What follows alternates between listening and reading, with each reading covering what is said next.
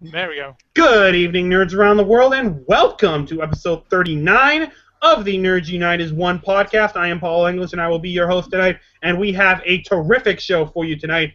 And to help me out with it, I have a huge panel with me today that I'm going to introduce to you. First of all, we have our co-host, our co-admin, that is Mr. Chris Miller. Chris, how are you?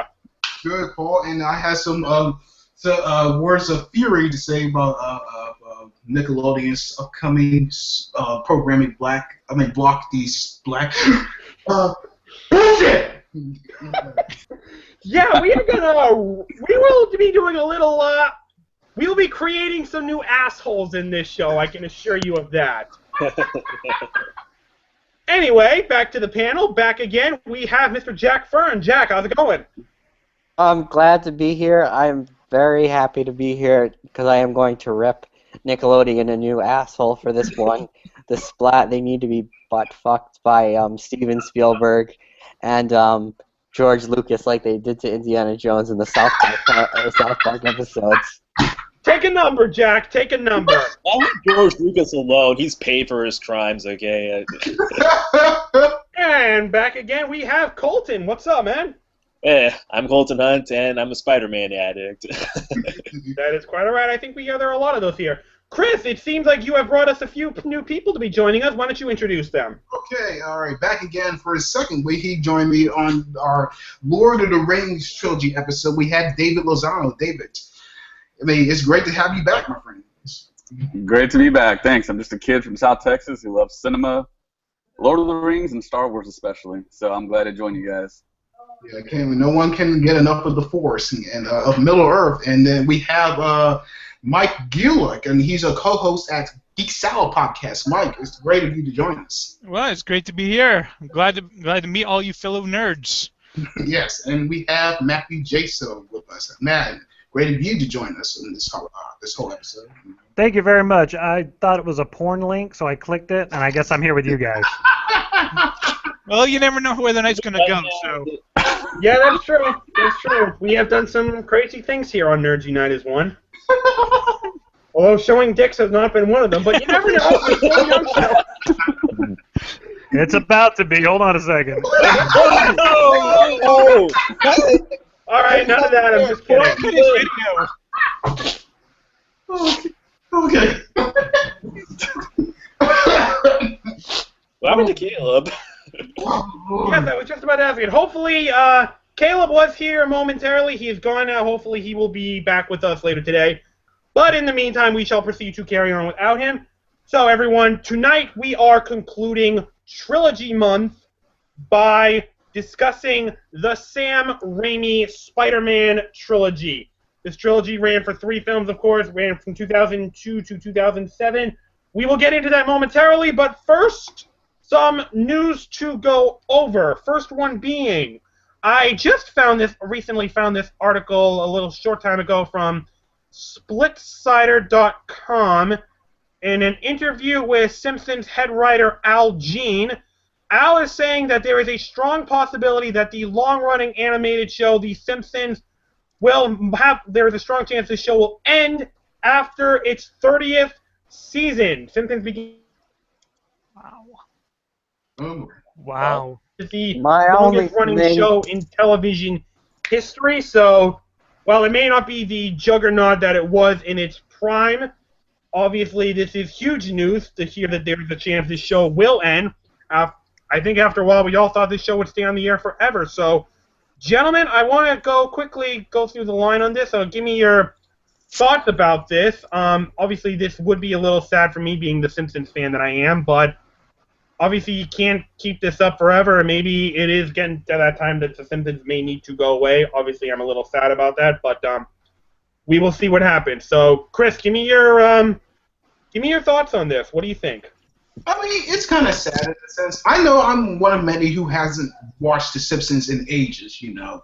They kind of ran this program to the ground, which is supposed as a way of putting in, you know, The Simpsons is an iconic program, you know, really, you know, it's one of the great, you know, achievements in animation, you know, but, you know, there comes a time where enough is enough. I mean, I'm not certain they're really serious about this. I mean, I'm not really serious. I mean, they just may be throwing it out there. I mean, Al Jean has been a showrunner for quite some time, you know. But I'm not sure if I believe it. It may go. It may even go long. It may go like a couple dozen more seasons. Not a couple dozen, but hell, you know, half a dozen at least, or even a little bit more, you know. But I mean, as far as I know, it has surpassed Gunsmoke as the longest running American scripted primetime series, you know. But yeah, it's quite an achievement, you know. It has been able to stay as long as it had. But I suppose, you know, there comes a time where all good things must come to an end. But in this case, we're never certain about The Simpsons, you know. Yeah, I think it'll always have a place in pop culture. It's well established that. Colton, I'll come to you on this. Give me your quick thoughts about the possibility of The Simpsons finally coming to an end.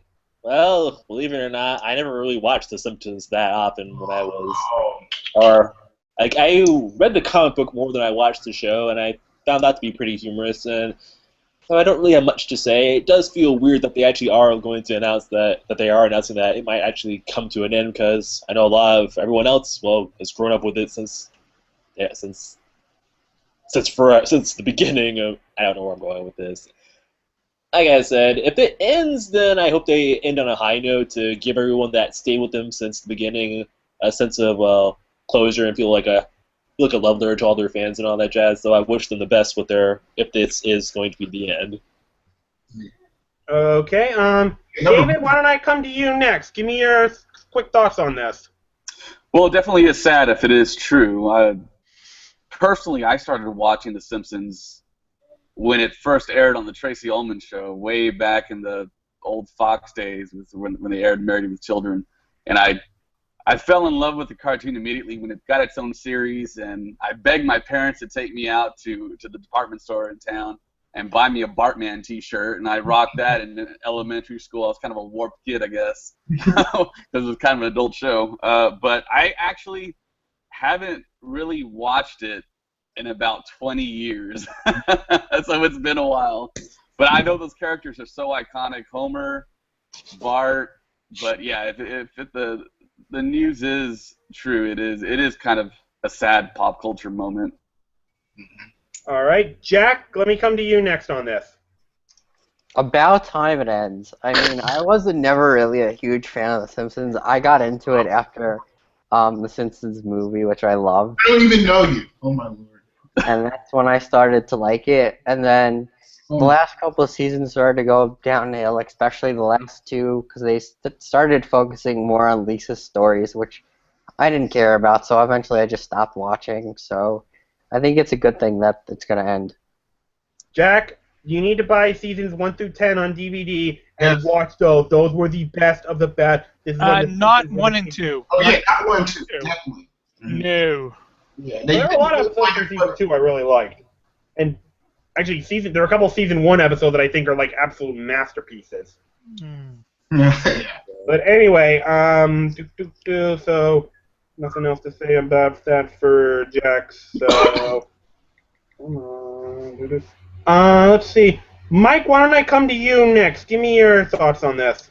Well, I mean, there are people that you know. There are probably people that you live with that have been alive shorter times than The Simpsons have been on the air. That's pretty amazing for any series.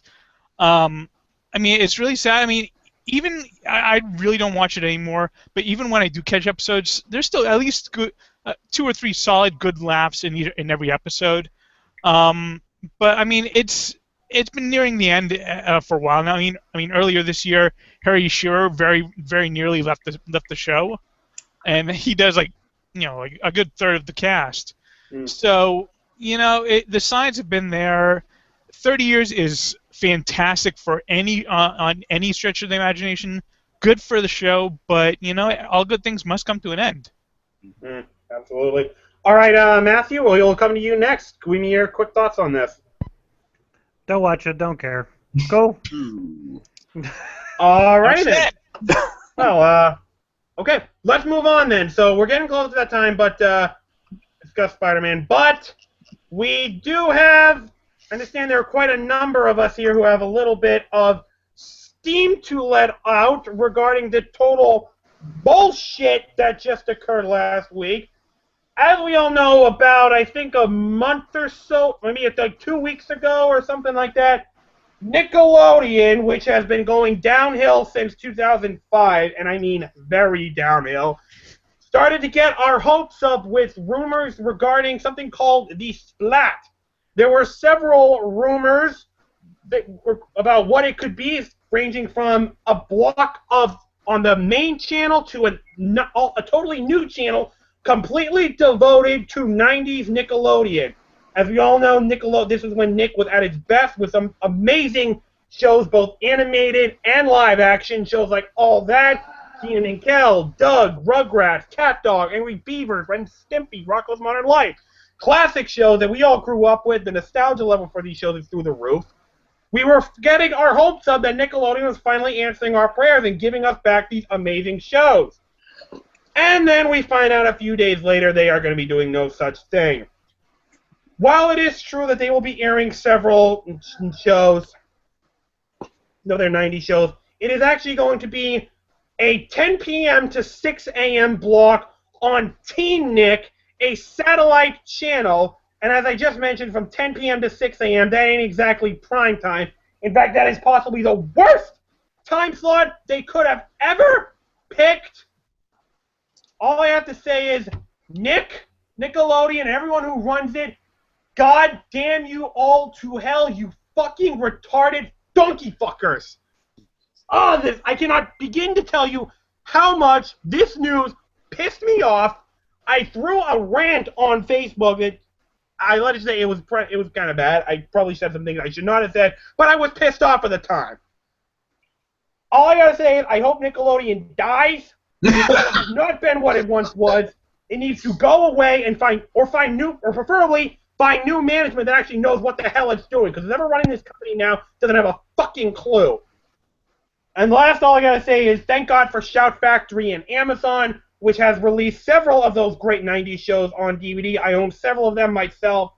So Nick really needs to get their shit together or they need to die. So that's all I gotta say about it, so I will let you guys take the floor with it. Mike, why don't I start with you first? Give me your reaction to this. Well, I mean, honestly, I hadn't really been following this news, but I wish there was some kind of classic Nick show. I mean, my two favorite shows from Nick, I mean, there were a lot of really good ones. My two favorite, absolutely Double Dare. Oh my gosh, yes. And Are You Afraid of the Dark? Great show as well. I could watch those shows, midnight to midnight. They're so great. I don't know why Nickelodeon seems, so great, so loving to tempt us with little, trinkets and then pull them back. Whatever, they should get their heads out of their asses and give us what we want. Yeah, I completely agree with you. Mike, I will come to you next. Give me your thoughts on this. Mike? Matt. Oh, Matt, I'm sorry. Geez. Sorry. I will learn everyone's name, I promise. It's all right. It's all right.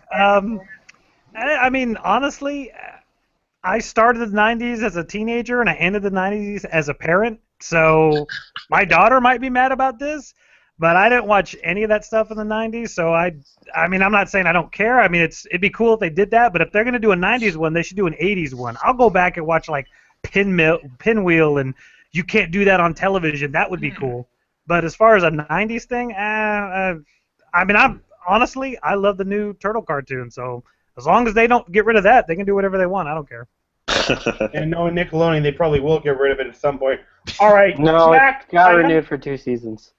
Jack, I understand that you have an epic rant, so if it's okay with you, I'm going to save you for last because I really want you to have all the time you need to let it out. So, David, I'm going to come to you next on this. Why don't you give me your quick thoughts on this? Yeah, I think my time period was a little bit after Matthews. I remember You Still Can't Do That on Television, but I also remember Hey Dude, Salute Your Shorts, and Are You Afraid of the Dark? Every Friday for Snick, I remember waiting for that show. That show was awesome. I love that show. I'm really surprised they really haven't rebooted it or done something with that. But yeah, retelevising those shows, I don't know. I don't think I'd have the time to actually rewatch those shows again. Maybe except for Are You Afraid of the Dark, because I thought that was just a terrific anthology series. But yeah, that's my stance. I'm really kind of indifferent on that. No You can actually time. purchase that series on Amazon. It's available there. Oh, okay, cool. Thanks. Yeah, that's one other thing I forgot to mention. Like that, I was hoping to see with this Primetimer all '90s block. How about their great game shows? Double Dare, as Matt mentioned, Guts, Legends of the Hidden Temple, Figure It Out. I mean, Nick Arcade, some great freaking game shows that we all grew up watching. Come on, Nick, get your shit together. All right, Colton, I'm going to come to you next on this. Okay, so, I didn't know that this... At first, I was kind of thinking that the Splat might be okay for, like, if this Nick doesn't really know what they're going... If this Nick doesn't...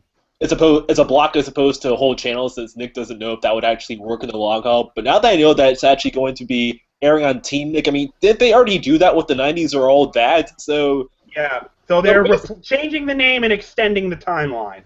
So that was basically, yeah, just one giant tease to the audience, to their fans. I mean, for one matter, I can let that block go for the most part, but making it airing at 10 o'clock, I mean, we can. Okay, sorry. Let me get my thoughts together. Okay. Most of us will be in bed. Yeah, exactly. That's where I was going with this. Like, we all have lives, okay? So we can't exactly. Not all of us can exactly afford to stay up to watch certain shows, certain programming and whatnot. And I remember when the 90s or all that started, and they did a pretty mediocre job at first because they only showed like certain shows, never showed any of their game shows except like once in a blue moon. And yeah, like I said, by the time that they were going to show most of the stuff, I was probably in bed, so I had to DVR it or something like that. And yeah, like I said, just one giant tease. No point in getting the audience's hopes up in order to just yank the rug right out from under them. It's I can mostly. I mean, we have YouTube and all that jazz, so I guess it's not that big a loss. But it wasn't nice of Nick to do that to us, as far as I'm concerned. So that's my 2 cents. Alrighty then, Chris, you're up next. Give me your thoughts on this. I question the. I just question the heads of programming and Nick and their decision making and their half-assed decision making to do this sort of thing. I got 2 words for that. Fuck you. Fuck you. What the hell kind of bullshit is this? I mean, it's like get the finger up.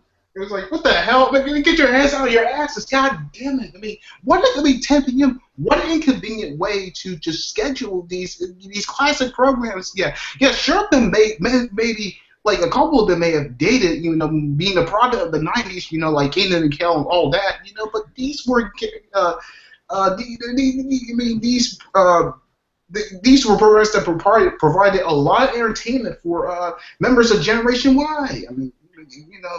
These some of this shit that Nickelodeon has now, I wouldn't even consider good family entertainment or children's programming. This is awful what they can come up with. But yeah, it's just like, like I said, 10 p.m. is a horribly inconvenient time for. Do the execs in Nickelodeon have a brain? It's just like, do they? I just want to strangle somebody. It's just like, I want to strangle whoever it was who made this decision. I'm just fuming right now. Either someone at Nick or someone at Viacom because they own Nick, so you're going to want to strangle one of them. All right, Jack, I know you have been waiting for this. I can sense you're chomping at the bit, so... Yes, I have. I was really excited for this. It sounded like we were gonna get a whole new channel, and it was just gonna be all our 90s cartoons, and they were gonna throw in all the old game shows and stuff that ran, like You Pick Live, which I was actually on, and I was really excited for all that. And then I saw Paul's post on Facebook, and I read it and was horribly disappointed and frustrated. I mean, it's just stupid. So they're going to put it on Teen Nick, which is a channel nobody really watches. No. And then they put it on, like, the worst time ever, like 10 to 6 a.m., Who is up at that hour? No Crackheads? person our age who has to go to work in the morning is not going to stay up to watch that. It's stupid. And they could have had a good thing because they could have made a whole new channel. They could have got a bunch of new fans from our generation, from like our kids and stuff, and now they just screwed everything up. I was bringing this up with Chris before the show. Like, I couldn't tell you how excited I was to be able to, allow my sisters have a chance to watch the great content that I grew up watching, so they wouldn't have to watch the crap that's on right now. I mean, I don't want them watching like Victorious. I mean, that's lousy. I'd rather have them watch all that or Angry Beavers or great shows like that. Like, how dare you? Victorious was good. Wasn't Victorious from the same guy that made all that? Yeah, it was. Yes. Dan Schneider. Just buying the DVDs, bro. They'll be fine. That's what I brought. Like, thank God I have so many of those DVDs.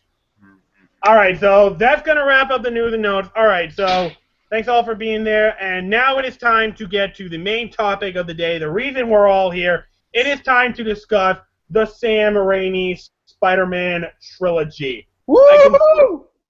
And aside from the third film, I consider this an absolutely fantastic saga of films. This unbelievable move. At least the first two were unbelievably good. I love the first two of these. So we'll just jump right in. Let's discuss the first Spider-Man film.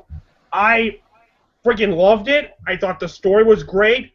Tobey Maguire did a stellar job. MJ, Kirsten Dunst could have been better. We won't go over how bad she was. But I friggin' love William Dafoe as Norman Osborn in the Green Goblin. Yeah, this suit was a little cheesy. If Caleb was here, he would say that looked like a Power Rangers villain costume. But he was so memorable, so over the top, and so friggin' good. I love this movie. It, to this day, is an awesome comic book movie that I absolutely love. So, yeah, that's what I gotta say about Spider-Man 1. I love it. So, Mike, I'll jump to you first. Give me your thoughts on the first 2002 Spider-Man movie. You forgot to mention probably the best part of that movie, J.K. Simmons. Yes! How did I forget him? Jonah I guess voted for Christmas Spider-Man. Did he just want to be famous? Then I'll make him infamous. There was nobody better that they could have picked to play J. Jonah Jameson. He's the reason why we still want him back in the new movies. I mean, the guy was perfect. He even voices him on the Ultimate Spider-Man show on Disney. Really? Oh, yeah. If you can watch Ultimate Spider-Man on Disney XD, J.K. Simmons provides the voice of J. Jonah Jameson. I have a reason to watch Spider-Man now. But as for the rest of the movie, it was a really good way to start. It was not the best movie out there, but I mean, it's. I would give it a solid B. The Green Goblin costume, I think it looked cheesy, but I also don't know how you could really get it. I mean, if you just did a rubber mask, it would look kind of cheesy as well. Mm-hmm. It's kind of a hard one to get right. I'm sure if someone does do it and they do get it right, I'll know it when I see it. But just right now thinking, it's kind of hard to pin down. But yeah, I had no problem with Tobey Maguire. I thought he was a fantastic Spider-Man. He was a better Peter Parker than Andrew Garfield was. Yeah, I agree with you 100%. But I think Andrew Garfield has slightly better Spider-Man. Yeah. Tobey Maguire was not a bad Spider-Man, but he was missing. I don't know. His quips were not always on the money. Second one, a couple of them. The second one, his quips were much better. But yeah, those are my thoughts on the first one. Okay, Matthew, I will come to you next. Give me your thoughts on the first Spider-Man movie. I really liked it. I mean, I think it's one of those. I think for me personally, you look at the history of the comic book movies, and Blade kind of started that new comic book movie genre in a way. I mean, I don't want to argue what did it, but then you had X-Men, which kind of really built the house. But the thing a lot of people don't realize is that Spider-Man was really truly the first time, recently in the past 20 years, where they did not try and alter his costume. He was red and blue with web, and I thought they did a perfect job with that. Yeah, you're not going to win with Green Goblin. The costume in the comic is stupider than the one that was in that movie. But I mean, he's wearing a hoodie with no sleeves, and yeah. Anyway, I liked it. I thought that what they did was kind of a risk with it because at that time, Peter Parker wasn't even like that in the comics anymore. They went back to that old '60s nerdy Peter Parker and just kind of let it be classic. And I think that's a mistake, in my opinion, that a lot of current movies do, is that like, oh my gosh, we've got to get the comics to match what the comics are now. And it's like, no, you've got to build that history so he can get to that point. So I really thought that was cool. Other than that, all the performances were there. Kirsten Dunst, whatever. I mean, I didn't hate her, but I didn't like her. But ultimately, I'm not a huge Spider-Man fan. So when it came out, it was like, wow, it's another comic movie. It's awesome. I have to go see it. But as the movies went on, they got worse, whatever. I'm not going to go there right now. But I liked it. I'll still watch it. I thought Tobey Maguire was great. I'd take him over other dude any day of the week. I like the film, and it's in my DVD collection. Indeed, indeed. That was the thing that I really liked about Tobey Maguire, and that's why I think overall he was a better Peter Parker than Andrew Garfield. That's why I bought him as Peter Parker. That he was kind of the every guy, like every person. He was the type of guy that everyone could identify with, and it wasn't forced. Not like Andrew Garfield was. He was trying to be like every person in one. Tobey was just a regular person, and that's what Stan Lee was going for when he created Spider-Man. I think Stan Lee said of Spider-Man, he could be anybody.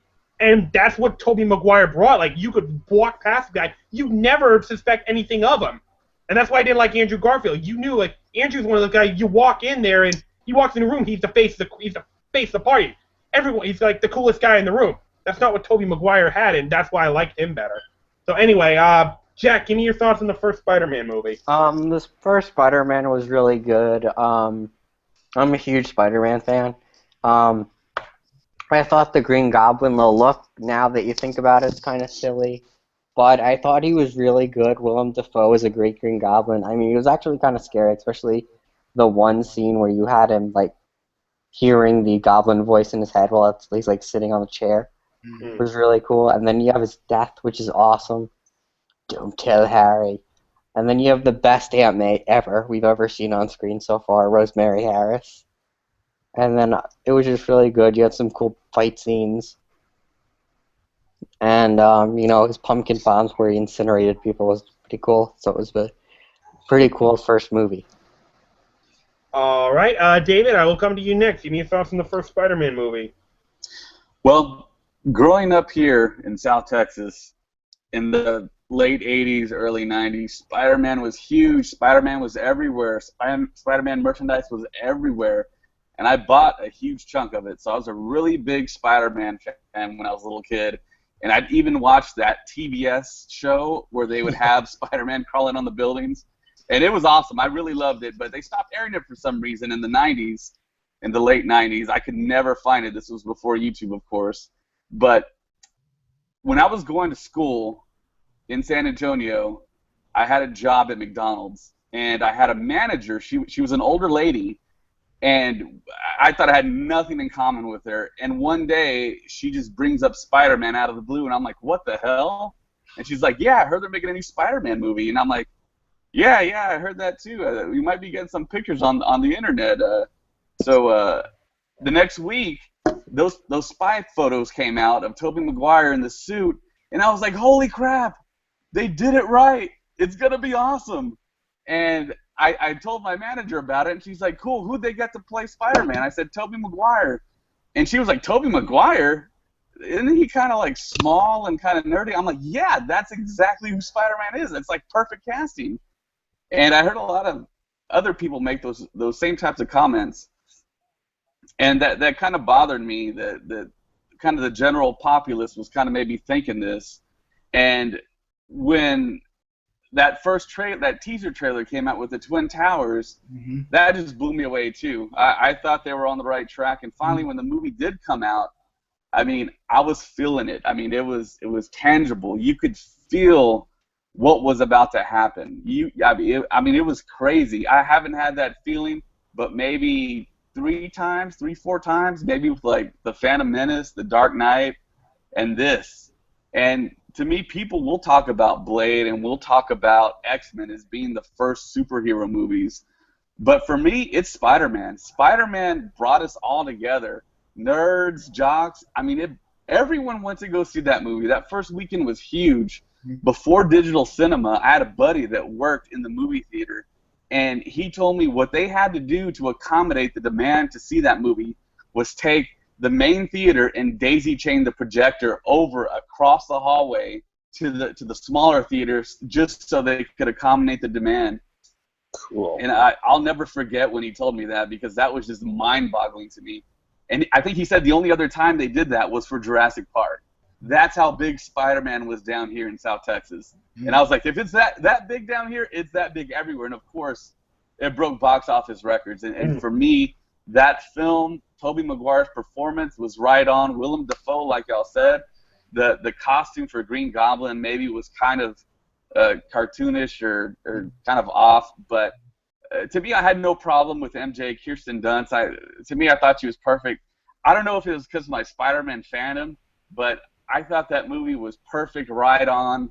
And just all the poses they had were ripped straight from the comic book when he was web slinging.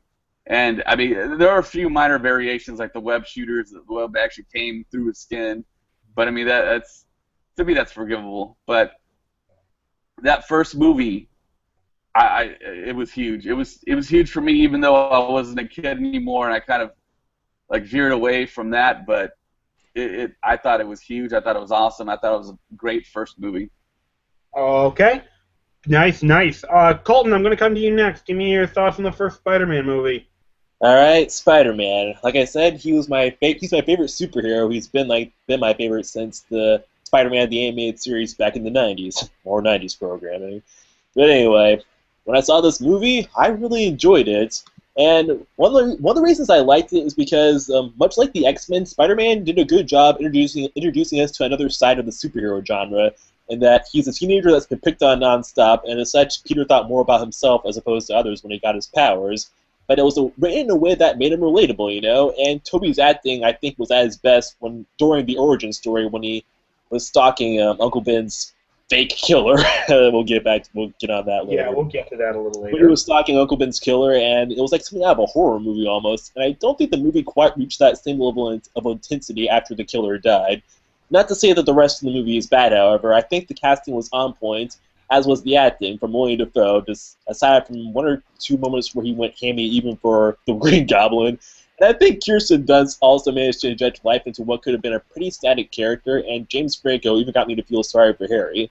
As for Tobey Maguire, while he didn't have a very good crying face, he had the awkward nerd aspect of Peter's personality down, and I think he actually did make a good Spider-Man, more or less. He might not make that many quips or jokes, but when he did, they were pretty funny, I think, and sounded in character for Spider-Man.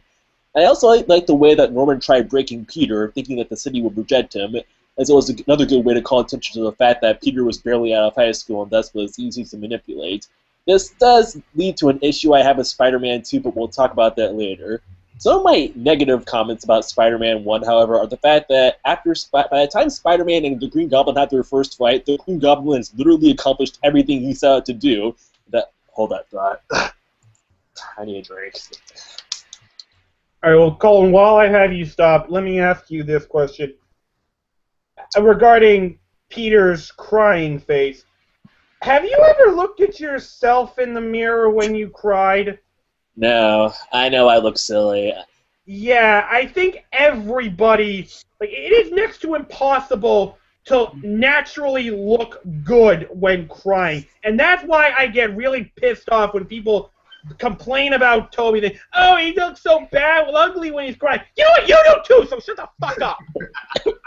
Alright, you have to actually practice looking good while crying. It does not come naturally to you. Normal people look ugly when crying. So shut up. Okay, you win. You win, Paul. If it helps, I did like the acting, how when he was crying, right before he went running into the alleyway, he actually turned off his crying face in a pretty seamless way right before he went into action to go after Uncle Ben's killer and whatnot, so I don't think Tobey's acting was bad or anything like that. And my apologies about the crying face. No, I was just bringing up a point. I hear so many people complaining about that part about Tobey Maguire, and they use that as a reason to explain why Andrew was a better Peter Parker. Because he looks good when crying? He probably practiced in the mirror for days learning how to look good doing that. I admit that, yeah, like when the nostalgia critic constantly brings up Peter's crying, I feel like that's his... I feel like, yeah, it's like, that really got on my nerves, because I'm like, okay, we get it. He didn't have a very good crying face, but that does not... Do you? No. I want to say that to nostalgia critic. Do you look good crying? It's like I want to say, there's more to the character than that, you big doof. But, yeah, like, anyway. I completely disagree with him about that. Toby was a better Spider-Man because of Peter Parker because of that. So yeah.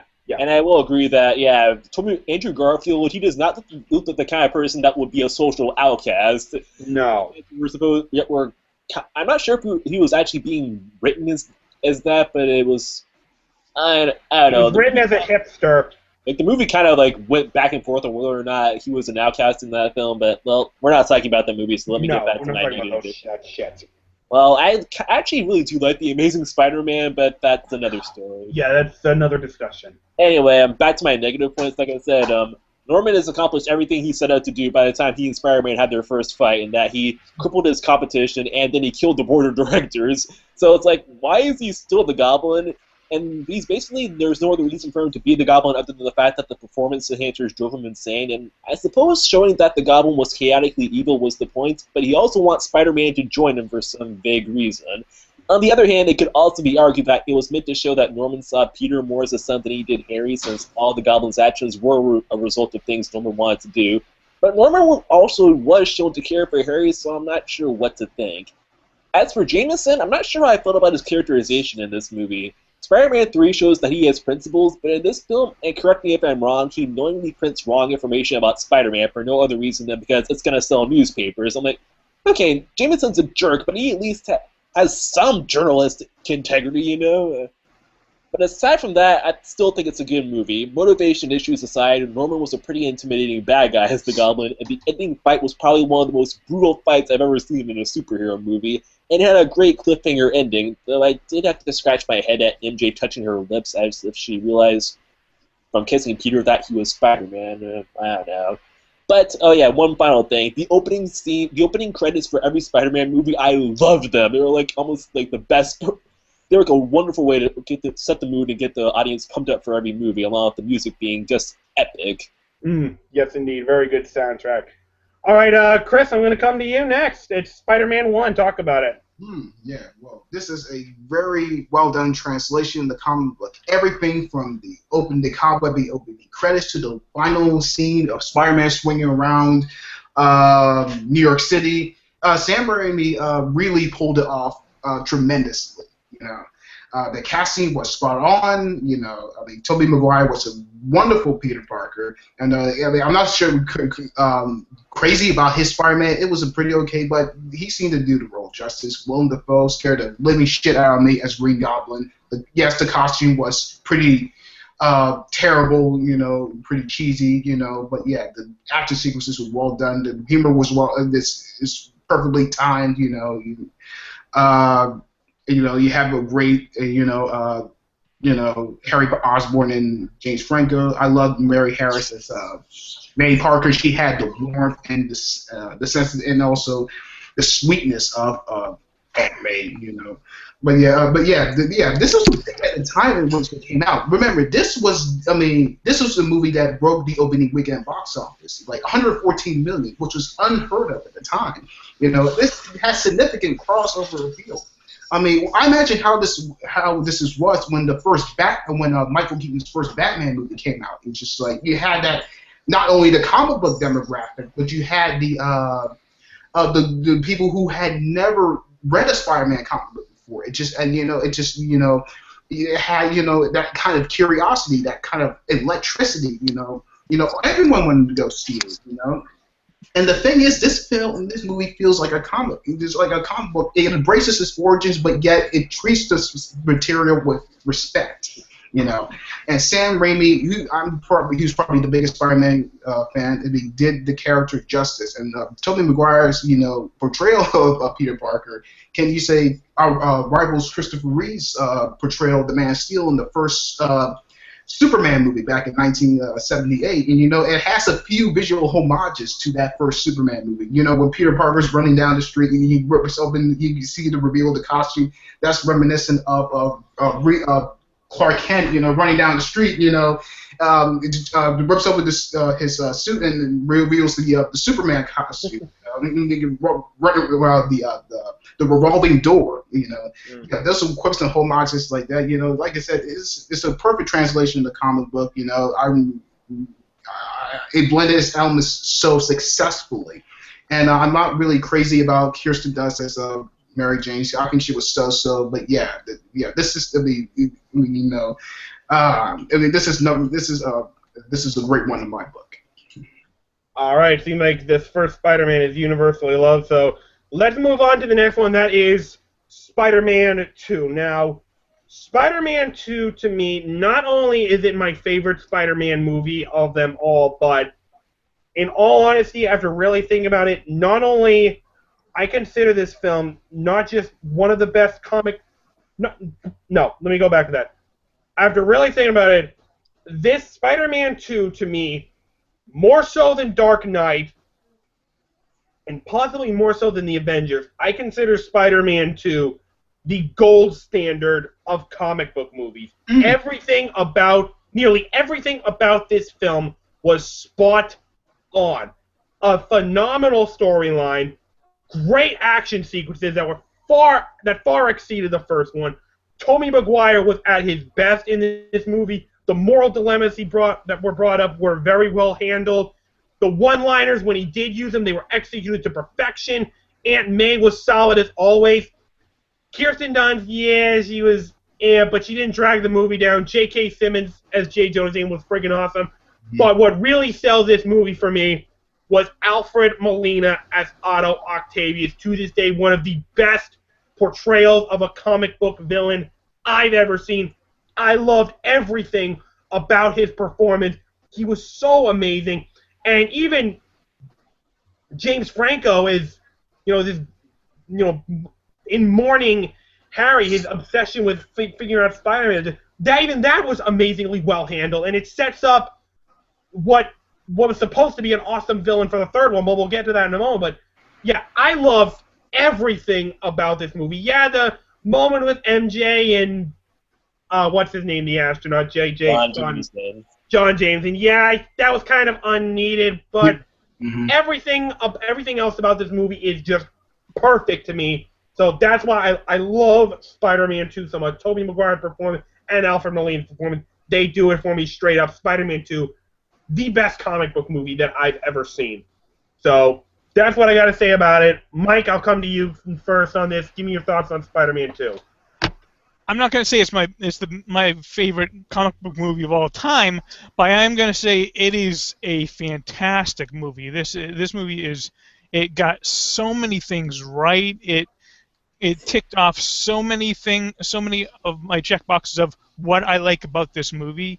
I think honestly one of my favorite things about the movie was the fact that Spider-Man lost his powers. He just lost his powers. And they never really explained that. I mean, they kind of implied that it was going along with his own lack of self-belief, his lack of confidence, but they never gave an actual definition for it, and I loved that because it didn't really need an explanation. It didn't need scientific proof. It was just something that it carried the story along, and it. For us as fans, we understood it, and that's all that mattered. Alfred Molina was brilliant as Doc Ock. I would say the only minor con I have for this movie is the fact that pretty much everyone in New York City saw saw Spider-Man without his mask. Everyone on that subway, MJ.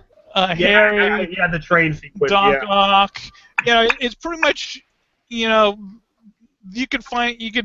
there's maybe a block in Brooklyn that doesn't know that Peter Parker's Spider-Man at this point. Well, that's probably what it was. I mean, they knew he was like a kid, but they didn't know his actual name. They probably never seen him or something like that. So that's probably how they got away with it. But all right, Matt, I will come to you next. Give me your thoughts on Spider-Man 2. Pardon me. I'm right there with Mike. It's a great movie. I would dare say just a little bit better than the first one, so it would make it the better of the Spider-Man trilogy. Oh. What? I'm with you, man. It's better than the first Spider-Man. I mean, it's just by a little. Yeah, it's just by a little. And I think that the big thing for me is Alfred Molina definitely, his portrayal of that villain. There is that. It's always nice when a villain has that kind of like, yeah, I might go that path. Like with Green Goblin, he was just batshit crazy. Like you had that moment of like, well, it's cool to see what the Joker would have been if he had played him, but other than that, I mean, Alfred Molina really did bring some dimension to that character. This movie has one of my favorite scenes of all time in any movie, and that's at the very end after Dr. Octopus sees Spider-Man with no mask, and he does this line, and it harks back to, or kind of touches back on the beginning of the movie where he says, "Oh, Peter Parker, I hear you're brilliant but lazy." Mm-hmm. And then like he sees Peter Parker, and you just have that moment of like he completely gets Peter Parker, and he just has that like brilliant but lazy, like, oh, you're effing Spider-Man. That's why you're so lazy, because you're busy. So I thought that was awesome. I mean, that moment itself just like skyrocketed that movie. Other than that, the only problem I really had with it, and they kind of did at the end, but then they jacked it up at the third one, is like, look, just fucking put them together. Like, don't give me this bullshit that Mary Jane and like just put them together. Like, I don't want to see any love complication in any of my hero movies. Get them together, let them be together, and just go on with the story. You know what? As far as I'm concerned, he doesn't need a love interest. I want to see Spider-Man. I want to see him fight his villain, and that's it. Like, shave off 30, 45 minutes of that movie, and like, hey, look, it's Mary Jane. She's hot. Mwah, cool. Now I'm gonna go fight villains. Like, that was the only thing. I got tired of Mary Jane in this movie because I just felt like get them together and go forward. Like, that's it. Yeah, that was me. Yeah, they really did kind of drag it out, but yeah, because even in the end this one, she leaves dude at the altar, and then the next one they're still not together. It's like, well, wait a minute, they were together. They just wound up having problems. Yeah, so it's just kind of one of those like, look, just get them together. She knows he's Spider-Man. Once she like, but and then of course I like the Easter eggs when Jameson jumps from the pier onto the little deck. You're just like, hey, wait. Did I just see something? And it's because he's the werewolf. Man-wolf. Kind of cool. So there was a man-wolf. Thank you very much. I was totally out of my head. But yeah, I thought it was a great. I hate when they do number 2 and number 2 is just number 1 with a different villain. This one was a completely different arc, so that was cool. So yeah, double thumbs up for Spider-Man 2. All right. Great insight. Jack, I'm going to come to you next. Spider-Man 2, go. I love this film. I think it's one of the best superhero movies. It's the best of the Spider-Man trilogy, for sure. You had a great villain, Alfred Molina as Doc Ock. He portrayed the villain great. I mean, that train scene is amazing. And I didn't mind the fact that everybody saw Peter without his mask on, because I thought it added to that scene of the emotion of the scene that this guy is risking their life, and he's just a normal guy, and they're all just going to stand there and protect him from Doc Ock until Doc Ock just uses his arm and like shushes them away. And he stops a freaking train, which is awesome. And then you had 2 villains in this movie, which started the trend of all the Spider-Man villains. With the number of movie it was, they had more villains. Whoa, who was the second villain? Harry Osborn. I don't think he was I don't think he was a villain just yet. You could see he was starting to go down that path, but he wasn't a full-fledged villain yet. I still consider him a villain, though. And then one thing that I didn't like was, which they started to continue doing in the Spider-Man movies, was the villain has to kill themselves and be a hero at the end. When Doc Ock realizes, oh, these arms are taking control of my body. I'm just gonna destroy this machine, and you're like, okay, then. Well, I mean, But I was gonna say, like, that's his moment of redemption. Like, Otto Octavius was not a bad person. He was a good person. It was those arms that were controlling him, making him do those bad things. Once he gets control of himself, like, hey, I am not a monster. I will not die a monster. I look at that like that's his moment of redemption. So I really didn't have a problem with that. I don't want redemption in my villains. I want them to be villains. But one of the great scenes I love is when he wakes up in the hospital and the tentacles are just killing everybody in the hospital when the guy's trying to chainsaw his arm. That's badass. That was really cool. That was freaky, actually. Yes. Yeah. Like a horror movie. The spark of his evil day. Evil Dead days. Right. All right. Anything else, Jack? No, that's it. All right, David, I'll come to you next. Spider-Man 2, go. I thought it was a really good follow-up. At the time, I really, really loved it. I think at the time it was my favorite superhero movie. But for me, I think watching it with my kids and just kind of rewatching it over the years, it's kind of faded a little bit for me. I guess I'm kind of different. But I thought Alfred Molina, just like everyone said, his casting was great. His performance was great. And just the fact that Dr. Octopus was in a live-action Spider-Man movie kind of blew my mind once I found that out. And for them to actually pull it off the way they did, the special effects, the practical effects with the tentacles was awesome, especially when he was controlling that nuclear fission that he had.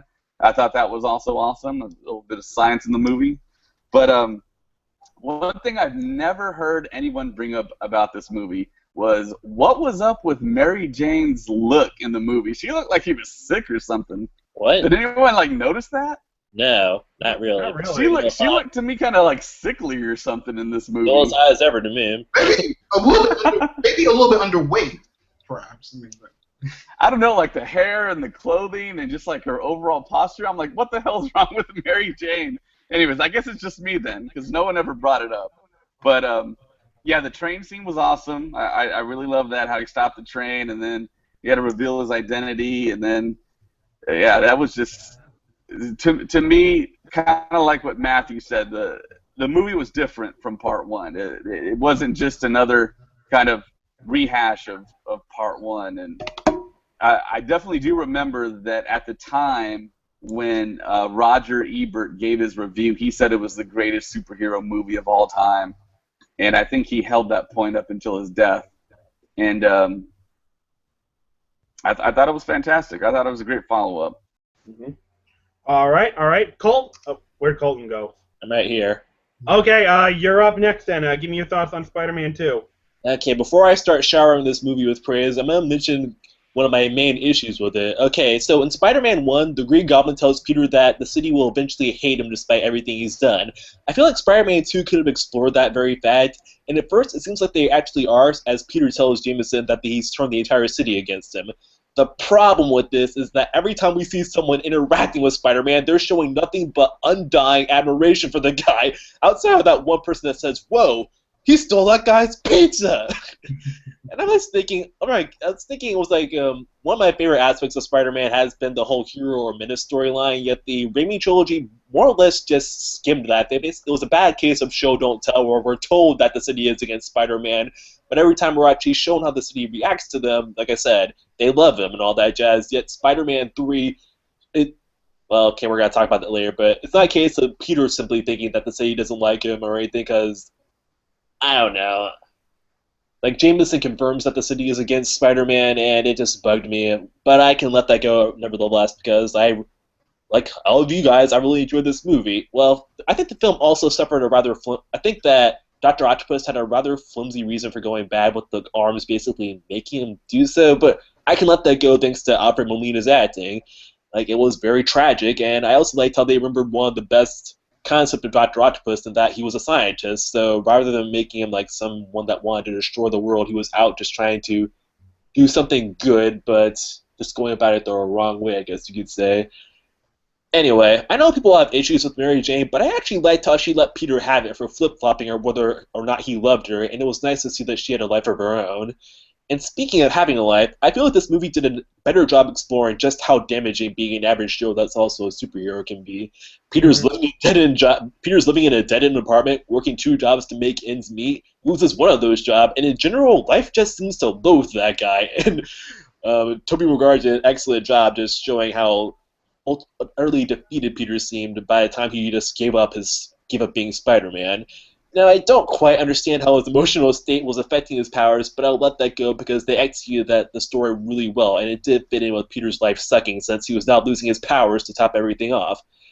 And it didn't help that his best friend still thinks that Spider-Man killed his father. Like, once again, I really felt sorry for Harry thanks to James Franco's acting. Like, I found Franco's acting to be questionable in movies since the Spider-Man series, but in this franchise, he was very good at showing Harry's vulnerable side, and that he was basically just working for the approval of a man that never loved him, but, well, that's all he has left now is to avenge his father. Yeah, that psychotic obsession did poison him, but we'll get to that later. Mm-hmm. You know, I'm surprised how Spider-Man 2 did a good job juggling multiple storylines, while Spider-Man 3 did not. We'll get to that later, though. Yeah. Anyway, like everyone said, the train sequence was also awesome, and I loved just seeing how Peter was utterly straining himself to stop the train. That's actually... You don't really see, I think, superhero movies really showing just how utterly damaging a single fight can be for a superhero sometimes, or they're more or less in complete control for most of the fight, I guess you could say, with some exceptions. But there, you really did feel like Peter was utterly straining himself to stop the train, and when he just finally gave up and almost fell, seeing the citizens coming together and carrying him into the train was a very sweet scene, along with those 2 kids that gave him back his masks and said, "We won't tell anybody." That was, very well done, I think.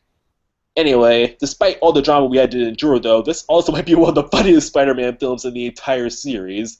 Jameson's still a jerk, but they play it for laughs more this go-around, and J.K. Simmons plays it to comedic perfection, especially when Peter takes back his suit. I want Spider-Man! Now, but there actually is a deleted scene of Spider-Man 2 of Jameson actually walking around in his office wearing the Spider-Man costume. Yeah, I saw that. And Spider-Man in the elevator was hilarious. Oh, yeah, that was great. It rocks up and it rocks. It's very typical. I just wanted to say one more thing about Spider-Man 2 that I forgot to mention. Okay. Was I really like near the end when Harry had started getting the visions of his father and he threw the bottle at the mirror and he found the Goblin Lab and it's like, cool, he's going to become the new Goblin. Like the comics. I was like, cool. To be continued in wasted potential. Yeah. All right, before we get to that, Chris, give me your thoughts on Spider-Man 2. Paul, yeah. Finished. What? I said I wasn't finished. Oh, sorry. Sorry, I'm almost finished. I just have one last thing to... Trying to keep this rolling, that's all. Sorry. Okay, sorry, I'll be quick about it. Anyway, the part where they try to come up with a villain name for Dr. Octopus and briefly suggest Doctor Strange and not using it because it was taken was also a great line. Like, most people were probably thinking of the Marvel character, but they also could have meant the DC Comics character as well. That was pretty cool. And Peter's landlord trying to get his money was also good for a laugh, in addition to Aunt May actually hitting Dr. Octopus with an umbrella. And, of course, Bruce Campbell's cameo as the Usher. I think that might have been my favorite of his in the series. It was pretty much as close to a perfect Spider-Man movie as you can get, and the cliffhanger, as we just talked about, was awesome, and then wasted. More on that later. I'm done. Yes, more on that later. All right, Chris, you're up. Spider-Man 2. Spider-Man 2. This is a film I think doesn't really get a lot of the attention that it deserves. You know, you have great comic book movies like Avengers, the first Iron Man, the first 2 Superman films, Dark Knight, But this is, Spider-Man 2 is often in a more emotionally involving and a much more richer movie than the first Spider-Man movie was. You could have just, ripped off. You could have just rehashed everything in the first Spider-Man movie, but they didn't. They had they went with a different premise. You have one Alfred Molina as Dr. Octopus. He could have been just a stereotypical one-dimensional caricature, but this one has complexity. He's certainly one of the most multi-dimensional villains you ever has seen portrayed on a comic book film or any movie or any other film. He's right up there with people are just Joker, and Tom Hiddleston's Loki, I mean, as one of the best portrayed comic book nemesis you've ever seen. I mean, can we still talk about the influence of the first few Superman movies? In this film, because from the opening credits, they recapped the events of the first movie, just like what they did with Superman 2. They recapped the events of the first Superman movie. I mean, I think like Superman 2, Peter Parker loses his powers, and he pursues love, with Mary Jane, even though the love story wasn't, was quite, deficient in some aspects, but I mean, it really didn't matter. But yeah, it certainly, gave dimension to so many of his characters, and the train sequence is probably one of the most exciting, well choreographed, and most dynamic of action sequences ever put on film. I mean, I feel Sam Raimi hit it out of the ballpark in terms of direction. That whole scene under the train was still one of the most heartwarming scenes in a movie ever. I just great acting. It was great acting all around, and he does a knockout job. The whole, with just bringing this character onto the screen. I mean, it's definitely I mean, I think it was an underrated sequel. It doesn't get a lot of attention it certainly deserves. Mm-hmm. All right, I think a lot of us have been waiting for this moment where we get to let loose some anger and frustration. It is time to talk about the much despised Spider-Man 3. Now, before I get into anything, let me make this one fact perfectly clear. I hate this movie. I don't want anyone thinking I don't. That being said, what I've been trying to decide myself, especially these past few hours, is, do I hate this more than some other bad superhero films I've seen? Because unlike other bad comic book films I've seen, like Batman and Robin and Superman 4, which were bad through and through, Spider-Man 3 was not. Now, here's what I mean by that. Hold on. Here's what I mean by that. While it has been a long time since I've seen Spider-Man 3, I remember the first half of it being very good. Like, I really enjoyed the first half of this movie. Like, the fight scene between Peter and Harry, that first fight, although that goblin costume was pathetic, I still thought it was a good action sequence. The emergence of Flint Marko as Sandman for the first time, very emotionally gripping scene. The first fight between Sandman and Spider-Man in the red suit, I love that one-liner that Spider-Man gives when Marko says, "I don't want to hurt you, leave now," and Spider-Man says, "Oh, perhaps you haven't heard, I'm the sheriff around these parts." That's a great line! That's the quintessential Spider-Man one-liner. And then when we first see the symbiote, seeing Spider-Man in that black suit, seeing how much he enjoys it, or the first time he battles Marko in the black suit, the rage that he feels, just how much he's loving this anger and power. Like, that was a very well done scene. I really enjoyed that. So the first half of this movie was just freaking awesome. It had so much potential. It was on the verge of being another great movie. And then it just goes downhill so fast. Emo Peter, yeah, that is god awful. I friggin' hate it. Oh, and then of course we need to discuss the emergence of the only one who's Venom in this movie. God we damn need to it. bring up Venom and how god awful he was. Where is the muscle-bound Eddie Brock from the '90s show? Why is puny Topher Grace doing? What is scrawny Topher Grace doing in that Venom suit? Oh my god! So you have Sandman and the new Goblin, which were villains throughout the movie, and then you introduce Venom in the final 15 minutes.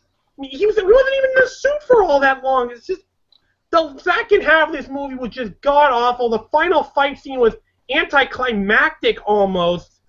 Everything about the second half of this movie was just so god awful, and then the way they just screwed up, Peter and MJ's romance to the point where even at the end they're still not married. It's like, come on, what and I'm not blaming Sam Raimi for this. I'm not blaming Sam Raimi for this at all. Caleb has brought this up on multiple times. Sam Raimi did not even want Venom in this movie. He was just fine with having Sandman and New Goblin be the villains of this movie. It was Sony who basically forced Sam Raimi to put Venom in this movie. Sam Raimi wanted to save Venom for a fourth movie. And I wish to God Sony had listened to Sam Raimi. They listened to him the first two times. Why do they insist on putting all their hands in the cookie jar in this film? So, Spider-Man 3, I blame fully on Sony. Sam Raimi had nothing to do with this. So, great first half, god-awful second half, and it ruined this movie. The second half was so bad, Spider-Man 3 became one of the worst comic book movies I've ever seen, which is a shame because it could have been great. So, I don't know. I suppose I'll be debating myself that for a while. Was Spider-Man 3 worse than a god-awful through-and-through movie like Superman 4? So, while I continue to debate that with myself, Mike, I'll come to you first. Give me your thoughts on Spider-Man 3. All right. Well, it is a bad movie. There's no way you can argue otherwise. It was rushed. They tried to squeeze in way too much. I love Venom, and honestly, Venom doesn't need to be this huge hulking beast of a guy. You know, it for me it kind of made a little bit of sense because it was kind of like the flip side of like Spider-Man himself. Like if you took Spider-Man and made him dark, you would get Venom right there. That Venom. So it didn't bother me, but the fact that they just shoehorned him in for the past in the last 15 minutes, half an hour. I mean, he's too good of a villain to just waste that way. However, that being said, I don't think you can completely absolve Sam Raimi of all the blame. I mean, yes, it's primarily Sony here. They seem to have a nasty habit of getting their hands into the Spider-Man films. Spider-Man 2. Amazing Spider-Man. Sorry. But I mean, I think that they told him, all right, you got to have Venom, you got to pay, and they told him all that that he needed to do, and they overwhelmed him, no doubt.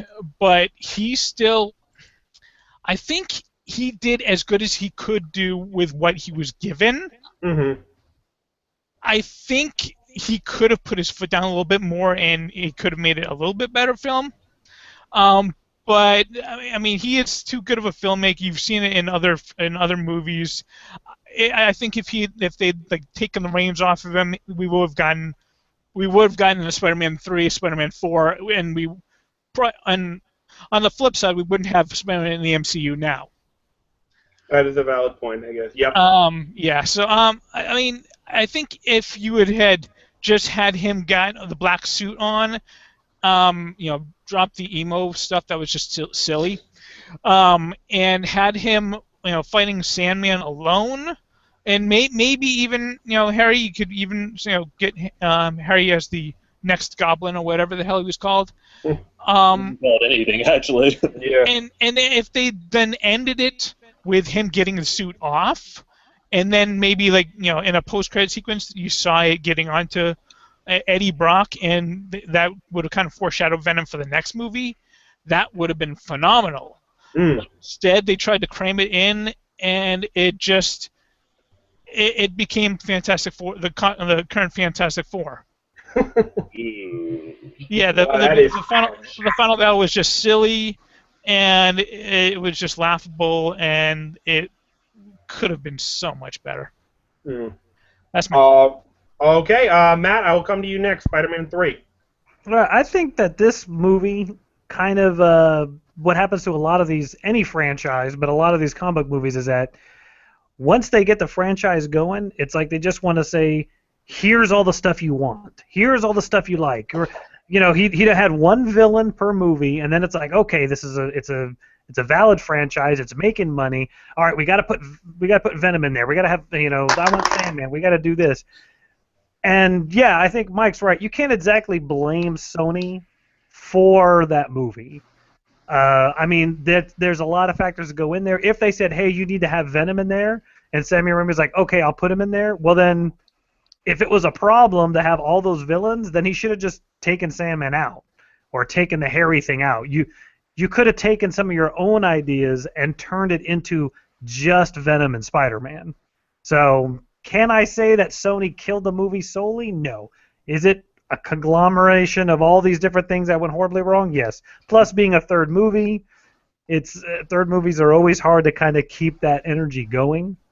To me, it seemed like you could have made 2 really good character study films out of this one, and instead they just kind of were like, nah, just cram it all together. There were just way too much going on. You know, we always say more like the villains, but I mean, not even that. Like, what the hell was Gwen Stacy doing in that movie? Like, she had no purpose in there whatsoever, but to, as I say, make sure Mary Jane and Peter Parker weren't together. There was no reason for her to be in that movie at all. It wasn't like she ended up being the Black Cat. Like, that might have been fun. Like, hey, look, she's a Black Cat. Hey, we got 4. Let's have 8 villains. You know, why didn't have the Sinister Six in there? Why didn't Doc Ock come back? Whatever. It just crammed so much into one thing that it was dumb. And you're partially right. That whole thing of like Sony probably said, well, put Gwen Stacy in there. Everybody likes Black Cat. Everybody wants this. Everybody wants that, and they just start tossing bullshit into this film. And yeah, you just kind of get to that point of like I said, I think as a director, he probably should have taken a moment and went, I really want to make this movie. But if I do my movie and their movie, it's going to be shit.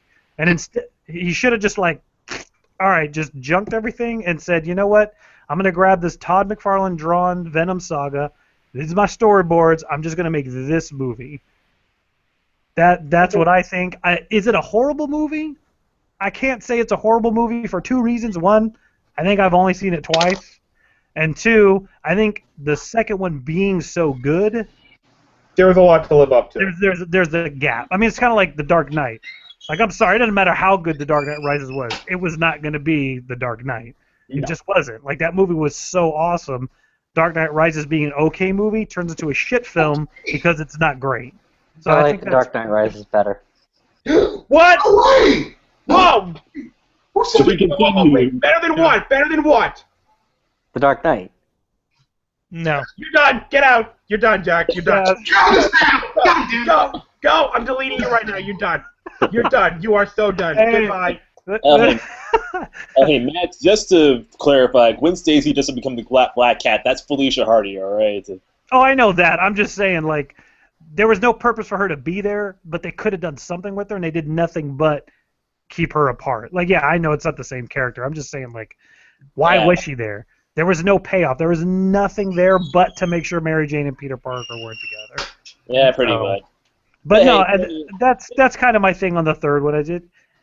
Everybody is to blame for that thing, and you, like I said, Sam Raimi could have said, okay, this is the hand I've been dealt, so I'm going to go with it. And instead, he was like, no, I'm going to add that hand to my hand, and then he got fucking nothing. Fair enough. Jack, I have this overwhelming urge to just skip over you completely right now.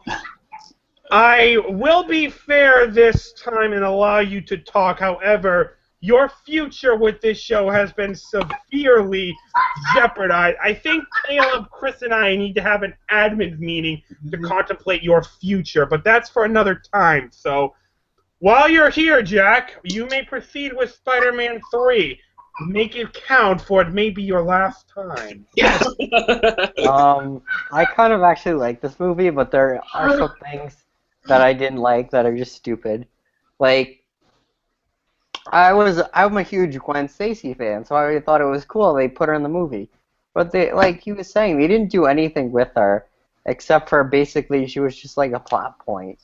So Eddie could be with her, and then Peter, and then get Eddie jealous, which was stupid, and then have the thing with MJ. And then another thing I hated was emo Peter, when he's like walking down the street doing the, like that to all the ladies, and he's got his like thing up, and he's like, "Hey ladies, I'm Peter Parker."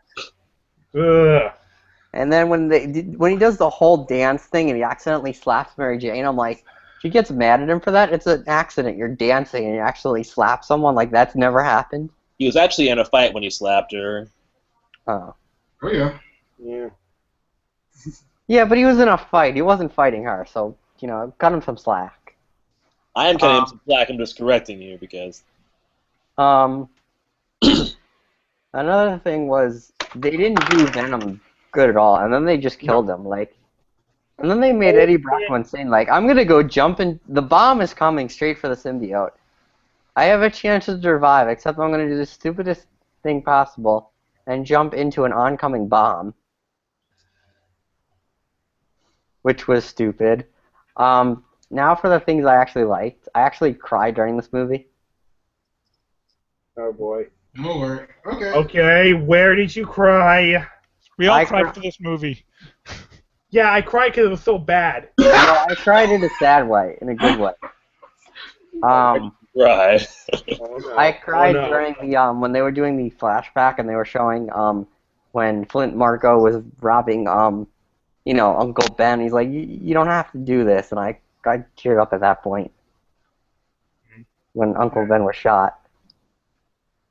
Alright. Some other things I liked was the when Peter. I liked him in the symbiote fighting. I liked the way they made Sandman look, especially in his creation. Mm-hmm. I liked that Spider-Man and Goblin fight when he picked him off the motorcycle and they're just fighting and he's trying to get the ring. And I like that fight when they have later on when they have the fight and he throws the bomb in his face. How do you like that, Gotti Jr.? And I like the team up in the end when Spider-Man and New Goblin team up against Sandman and Venom. And I liked it when they showed Spider-Man getting the crap beat out of him on the news feed, and everybody's just in shock. Some more things I didn't like was they're doing the same thing again. Oh, at the end, Sandman's just a good guy, and he just gets away. You're not even going to go after him. He goes into a puff of sand and goes away. And they never really explained why Sandman teamed up with Venom. I think in a deleted scene and even the video game, I think they did something where Venom kidnapped Sandman's daughter, and that's why he joined him. They never really explained any of that. Mm. And then, they didn't really do anything for Eddie Brock really to hate Peter that much. Well, I think Eddie was just a petty guy, and to get really by that, he just had just used that to justify saying, okay, Spider-Man, Peter has to die now and whatnot. Yeah, they screwed up Eddie Brock big time with this. And then another stupid thing was, Harry's butler, you wait until the third movie, after he's already become this maniac, to tell him, oh, I cleaned your father's wounds, he died by his own blades. That's some important information that should have been shared earlier. Mm. Indeed. Mm. Hopefully And then you had the whole thing where Harry became New Goblin and he kidnapped Mary Jane. Sort of, he's like, you got to break up with Peter, which was just stupid. And then when they had that weird kiss thing, dumb. It's Sony. I mean, I trust the MCU not to make these same mistakes. Mm. Yeah. All right. And then they didn't finish up the relationship. They didn't even end it. It was just weird. Peter and Mary Jane are at Harry's funeral and they're just kind of standing next to each other awkwardly. Mm. We're not even going to talk about what happened. We're just going to completely ignore everything. Harry died, I get that, but you're just ignoring everything. And they were just well, we'll have a fourth movie to do it. Well, I guess that's not happening. Nope, that didn't happen. All right, we got to move things along. So, David, you're up next. Talk to me about Spider-Man 3. I kind of share the same sentiments as everyone, except maybe for Jack. Not so much. But I know I'm in a tough crowd, but yeah, you are. But I don't think I hate it as much as everyone else did. I mean, it just lacked execution. There was too many villains, too many characters. This movie should have been maybe one or two villains tops. And there's actually a podcast out there with Sam Raimi on it. The Nerdist podcast with Chris Hardwick, where he came on and he did kind of address what happened with Spider-Man 3. That might be an interesting listen for some of you guys. But yeah, it was just lack of execution. And in that podcast, he actually does say that Sony did step in and say, hey, look, you need to have Sandman, you need to have Venom. And yeah, that just kind of wrecked it. And I also remember at the time when we did find out that Venom was going to be in the movie, there was not a lot of hype around it. I was kind of shocked and surprised because there was all these rumors and speculation and outcry from all the nerds and fanboys. We want to see Venom in a Spider-Man movie. When we finally got it, it was not. There wasn't like cheering in the streets or anything, and that was really surprising. I remember that clearly. And then when we got the movie, I was like, oh, that's why. Okay. Yeah. Sony did a bad job probably marketing that. Yep. All right. Colton, I'm going to come to you next. Spider-Man 3. All right, I've got a lot to say, so I'm going to be quick about it. First, Okay. at least Sony made it up to us by giving us the awesome Emma Stone as Gwen Stacy and the Amazing Spider-Man films. But anyway, Yeah, one of the few good things about it. Anyway, I've thought long and hard about Spider-Man 3, and I've come to the conclusion that it's not quite as terrible as it's made out to be. Like, first of all, this is my favorite it has my favorite Stan Lee cameo of any of his cameos. It's not played for comedy. It's just him speaking to one of his characters about the impact he's made, and then silently walking off. It was short, but to the point, I think. And I think the action scenes, with the exception of Peter and Harry's second fight, but we'll get to that, were pretty well done. Like, especially their very first fight, it was brutal, had a lot of energy to it, and it's one of the few times I can justify Peter fighting somebody without his mask on, since it was one of his best friends. And I also liked how this movie showed that Jameson did have journalistic integrity, as he does something shocking and asks for photographic proof of Spider-Man actually committing a crime, and prints a retraction once he finds out that Eddie faked his photo. Granted, he did it begrudgingly, but like I said, he at least has his principles. Okay, next, despite my serious issue with the Raimi trilogy once again stating that New York was against Spider-Man in the previous movie, it was nice to see him smiling for once for a change in this film, and having a bit of an inflated ego, even if it did not quite cause him to not quite understand Mary Jane's problems this time around. Like, Mary Jane was a character that Kirsten Dunst still did a good job, but it was kind of hard to really tell if I should be on MJ's side or not. Sometimes she was sympathetic, and other times she was annoying, and then she got captured once again. Apparently it wasn't supposed to be her, but Sony stepped in and made her, apparently due to time constraints and whatnot, and Sony tipping their hand in the cookie jar, MJ got captured again. Anyway, let's see here. Where was I? Okay, anyway, I actually do think Peter not quite understanding MJ's problems made sense when you think about it. If your life was as bad as his and it suddenly took a complete turn for the better, you probably wouldn't fully understand other people's problems either. Another plus I'm going to give this movie is the reveal that Flint Marko killed Uncle Ben. Like, originally, I thought it was just a stupid retcon to give the Venom symbiote a reason to latch on to Spider-Man, and it was. But it works in this movie because Peter's story suddenly mirrors Harry's, as they both want revenge for the death of a loved one. Well, Norman being a loved one is debatable. It also made me think back to the first movie where Peter confronted Uncle Ben's fake killer, and he desperately pleaded for Peter to give him a chance. In this movie, when Peter learns about Flint, he's also in no mood to give him a chance. And the way he fought him in the subway was very reminiscent of Peter doing the same thing to the killer in the fake killer in the first movie. And that might have been the only scene where I think they got the properties of the symbiote correct. I was a little disappointed that Peter didn't seem to realize the irony concerning his desire for revenge mirroring Harry's, and that was sadly a missed opportunity. Speaking of missed opportunities, oh my gosh, did they screw up the potential of Harry's memory loss. That was a good twist that I didn't see coming, but in the end, all it amounted to was to keep Harry out of the movie for a little while Peter dealt with Sandman, and then Harry gets his memories back shortly afterwards, and we're kind of back to where we started. I think it would have worked better if Peter tried to spend some of his time with Harry, trying to slowly break it to him about the true nature of Norman's death, with the symbiote perhaps trying to keep Peter from doing so. And then Harry, confused about whether or not it was right for him to seek revenge, he goes to the church for confession, just as Peter shows up to discard the Venom suit. And then instead of Eddie Brock getting a tap in the symbiote, it's Harry.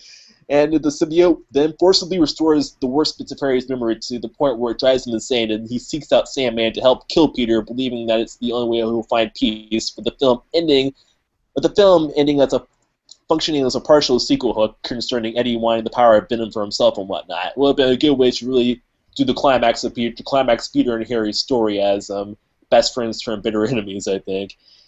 Alas, what we got in the movie was, like I said, Harry getting his memory is, I think, the moment the movie starts to go downhill. Like I said, he gets his memories back for no other reason than plot convenience, and then the first thing he does is break up Peter and MJ. If he thought that was going to weaken Peter's resolve, then he amazingly failed, and their second fight was incredibly petty as it was over MJ featuring some very bad acting from Toby and James.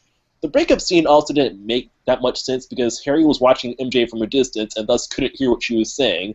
Thus, MJ could have told Peter what was up about Harry, and he wouldn't have been any the wiser because she was a good actress. The only good thing to come out of their second fight was Peter cruelly telling Harry that his quest for revenge was pointless because Norman never cared for him, and then he blows up half of Harry's face with one of his own bombs. And then we, of course, know what follows. Peter gets Eddie fired, which was admittedly And in that second fight, he says the great line, "Is little Gobby Jr. gonna cry?" Yeah, that was a good one, too. Anyway, yeah, Peter gets Eddie fired. I actually thought that was a good scene also. Showed how the symbiote was kind of affecting him. But then we have to deal with the anti-raindrops keep falling on my head montage. And of course, there was the jazz dancing scene. Those scenes were so ridiculously bizarre, even by the franchise's standards, that they took me out of the movie. It didn't help that Peter was wearing darker clothes to... Chris, you're right. I'm just fuming. He's chomping at the bit to rip this film a new one. His attention is building up inside. He's waiting. He's been waiting for this. I'm almost finished, right? It didn't help that Peter was wearing darker clothes, which was meant to be obvious symbolism that the symbiote was messing with his mind. It didn't make him look intimidating. It just looked awkward. And then Sandman then suddenly shows up out of nowhere after Harry's been dealt with and all the anti-raindrops keep falling on my head stuff. And even though it's been a few days at best or a few weeks at worst since he and Peter fought, I'm thinking, where has he been all this time? And now, let's talk about the elephant in the room, which is Venom himself. Not only was he a rush job, but they wasted a key trait of the symbiote, that being it's alive. You would think it would have been pissed off that Peter tried to kill it, but Eddie seems to be in the driver's seat for the entire fight, complete with him peeling back the symbiote's face so whenever he talks. I'd be okay with that, to be honest, if it was done to show that whenever we saw Eddie's face, it was him speaking, but whenever we saw the symbiote's face, it was meant to be it talking to Peter.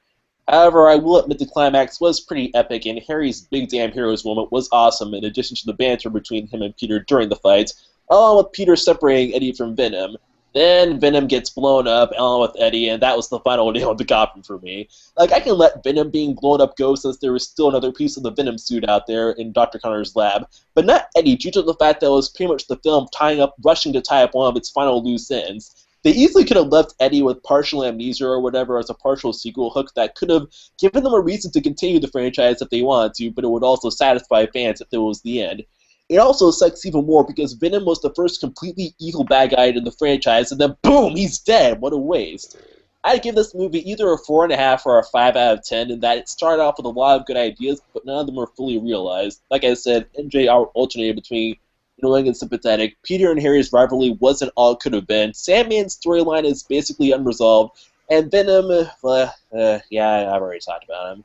Well, the scene where Harry's butler tells him the truth about Norman raises all sorts of questions, like why did he wait so long to tell him the truth? There's supposedly the rumor that the butler was Harry hallucinating, but nothing about the scene supports it, if memory serves. I mean, did no one think to simply have the butler appear behind Harry and ask him who he was talking to after he was talking to the dream butler? That would have been an easy out for them to actually work in the whole Harry was hallucinating theory, and then they could have moved on. I will admit that scene was kind of nice because the butler was basically the closest thing to a fatherish sort of figure I guess Harry had at the moment. Mm-hmm. But alas, it just killed it wasn't as good as it could have been, and I'm disappointed because, well, I've already talked about why I'm disappointed, so that's pretty much all I've got to say about it. Like, all right. I'm glad that the Amazing Spider-Man at least gave me glad that the Amazing Spider-Man came along and partially restored my faith in the franchise before the Amazing Spider-Man 2 took it back down. But well, we got MCU Spider-Man, and when have they ever let us down? Besides Iron Man 3. I liked Iron Man 3 and Thor 2. But that's another story. All right, I'm done. All right, Chris, I have been seeing in your eyes this whole time. You have been waiting for this moment. I can see the shock, surprise, and just almost anger in your eyes. There are some people saying good things about this movie, even though it's so bad. So, Chris, the floor is yours. I know you are ready to rip this film a new one, so fire away. Okay. Sam Raimi made two great Spider-Man movies with Spider-Man 2 and Spider-Man and Spider-Man 2. And what does he have for us? Spider-Man 3. Just a huge turd fest that should not have existed in the first place. And I'm surprised it has its supporters. Jack Firm. All right. Okay. I'm with this Jack, sort of. Oh my goodness! I mean, this film is an incoherent, bloated, and rather joy. It's all over the place. It's a fucking mess from start to finish.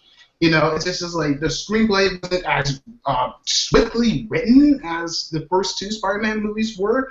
I mean, some of the acting was a bit questionable in places. I mean, I remember people were a bit hyped up for this movie. I wanted to see it.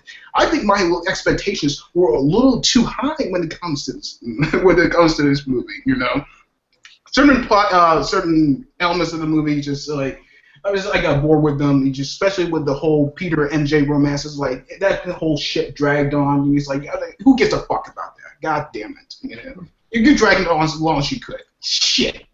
I mean, I liked Thomas Hayden as Hayden Church as Sandman and Flip Marko. I mean, he was one of the better elements of that movie, along with J.K. Simmons, who continues to give a consistent good performance as J. Jonah Jameson. He has some hilarious moments. You know, of course, you know when he finds out Eddie, you know.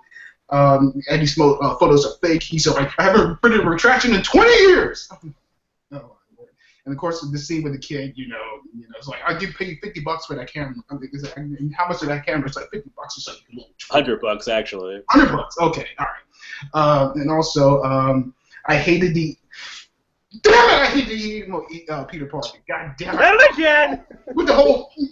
What's with that bullshit, Sam Raimi? Excuse me, Sony. What the fuck is up with that? He was like a bitch with that fucking hair. That would be. It feels kind of campy in a sort of sense, you know. I mean, it's just like, Topher Grace was wasted as Eddie Brock in Venom. He was totally miscast. I mean, come on. You should have stayed in Point Place, Wisconsin, Eric Foreman. I mean, what the fuck? Dumbass. Oh, it's just like, it was just simply, it's just like, it feels like a toy commercial. Just like Batman and Robin and another Spider-Man movie. I mean, it's slightly better than that. This movie is slightly better than that Mark Webb train wreck, and that was released last year. I mean, but okay. Huh? Okay, like I was gonna say, they're both train wrecks, so you got to be more specific. Yeah, like I said, this one is slightly better, but you know, I mean, Amazing Spider-Man 2 is a more inferior movie. It's just like this movie made me so angry with just unnecessary additions and everything like that. It's just like it was a whole fuck fest that it's just like that had me steaming when I came out of the theater. This is like it's just wasted. It's just like Sam Raimi should have. I bet she wish he was like Bryan Singer. You know, I mean when it came, when it came time for the third X-Men, when the third X-Men movie was coming out. I mean, when he left to do Superman Returns, I bet Sam Raimi is like, wish I hadn't gotten involved in Spider-Man, 3. Jesus Christ! I mean, it's just, well, there's something to consider, Chris. I mean. Yeah. How do you know that Spider-Man 3 would have been a better film? Maybe it was Sam Raimi that caused the film to be not a complete train wreck that the Mark Webb films were. I mean, I don't think Mark Webb directed those films. Sony directed them. Maybe you're right because I guess Sony never really learned from this fuckfest. I mean, it's like they tried to, dig their hands deep and look where it got them. I mean, it's like, it's just like I said, they tried to commercialize everything. It's like, get with the shit already. Damn. Well, they kind of learned their lesson at first, since in The Amazing Spider-Man, we're back to one villain again. Then they stopped learning their lesson with The Amazing Spider-Man 2.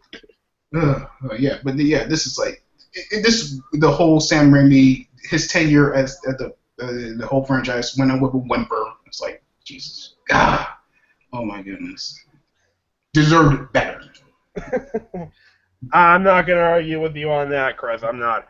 All right, guys, so that is going to wrap up our Spider-Man discussion. This was definitely fruitful, a lot of fun.